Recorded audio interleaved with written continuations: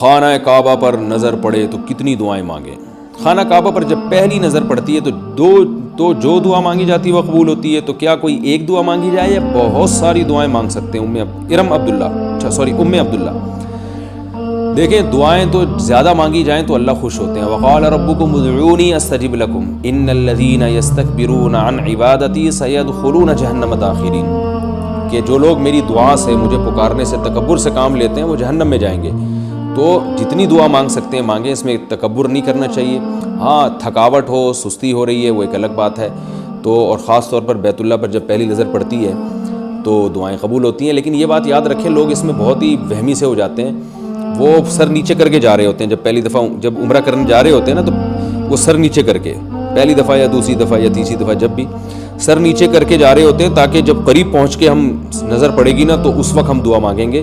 اور اس سے پہلے وہ نظر ہی نہیں پڑھنے دیتے بیت اللہ پر، کہ وہ آپشن ضائع نہ ہو جائے. کیونکہ ابھی دور سے نظر پڑ گئی تو یہاں تو دعا مانگنی نہیں ہے، پھر آگے گئے تو وہ پہلی نظر نہیں رہے گی. تو اس تکلف کی بالکل ضرورت نہیں ہے.